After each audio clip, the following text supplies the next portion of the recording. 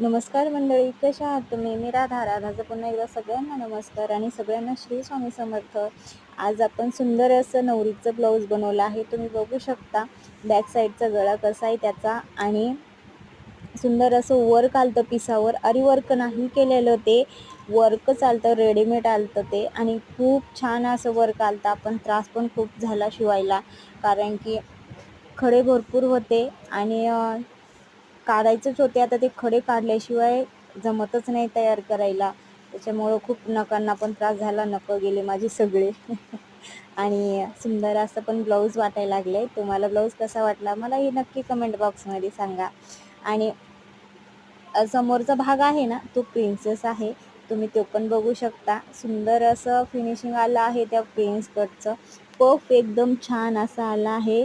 आतमध्ये टाकलेत कफ आपण, कारण की कफमुळं नवरीच्या ब्लाऊजला आणखीन सुंदर फिनिशिंग येतं आणि खूप छान असं दिसतं.